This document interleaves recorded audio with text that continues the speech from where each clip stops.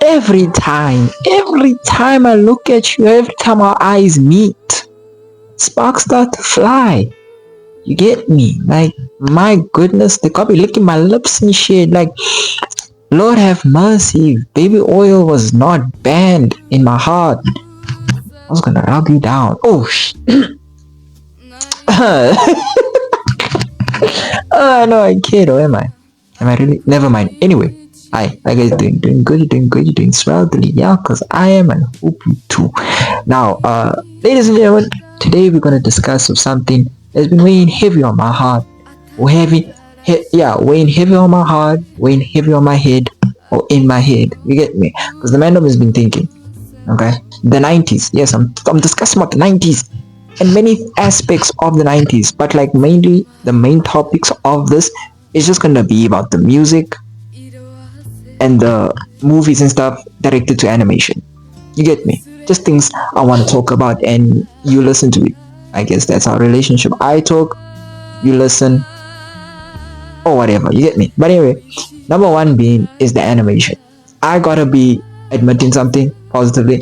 I really do prefer 90s animation over any other animation so far. No, I'm not gonna say any animation is bad. There's so much animation that has blown my mind, has amazed me several times. But when I mean I prefer it, I mean the aesthetic that it held. You get me? That fluent flow. I don't know what was it, but it was such a capturing something. I don't understand how to explain it in words. But if I see a clip, I'm gonna just show it to you because, like, my goodness, how beautiful that whole Miranda type shit was made. Because one thing is for sure, hand drawn animations is so much cooler to me personally than like computerized. Although it's easier and gets things more out there than back then because it was more or less releases and stuff like that due to the time that it takes to make that. But generally speaking, 90s animation was just beautiful. The aesthetic that it held, oh my goodness, so beautiful. I'm talking about from all avenues, from the Japanese to the Americans. They just had a beautiful tone to it and it just captured a lot of stories better. But even though that was said and done, it will not compete with today. That's it. But that's just me personally. Next thing we gotta discuss is serious. So important. It's just, it just has to be talked about.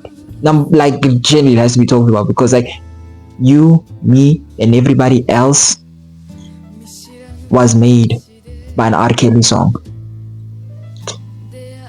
We were made by R. Kelly and Ram Dog. I'm sorry for you lot because I was made out of The Night of Passion, aka Alcohol, and the rest of you were made out of an R. Kelly song. I'm so sorry. That had to be you. And though one thing is for sure, even though he does deserve all the slander he gets, we cannot say he makes terrible music.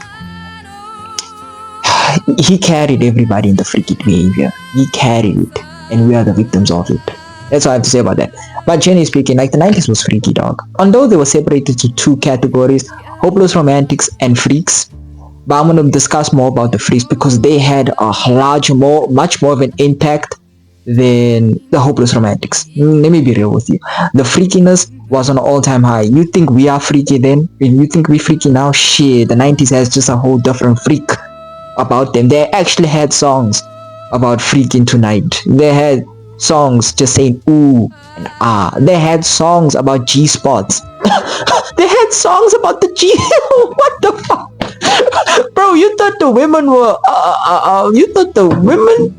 of today's age are saying wild things? You just put any 90s female artist that is not a hopeless romantic artist, put their shit on, my goodness, you hear things. Although the gents took more of it, the gents were more of the popular type when it came to that type of music, and women or not, they were more leading into the very heartbroken and all that sweetness. They led into the more sweet side of things, although the Boyz II Men did carry that category. But the freakiness, shit, my brother, the things I have heard during my exploration through this music was madness. I had a few of my liked. Am I gonna share them with you? Of course not. Those are my personal listenings for my own freaky ass. But the 90s had something. They had when I say the pure essence of freaky, yeah, they had the pure essence of freaky. that time, OnlyFans was non-existent. Twitter was not a thought. YouTube never existed. Instagram was never there.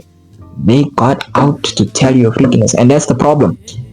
Even though I'm speaking as like in a positive light, I'm just gonna say that was the problem, because a lot of people have seen such behavior back then, adopted that behavior from their parents or anybody from that era, and now comes here making it difficult for me to be a man.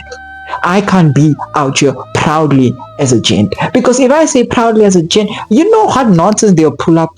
You know what? Let's be honest.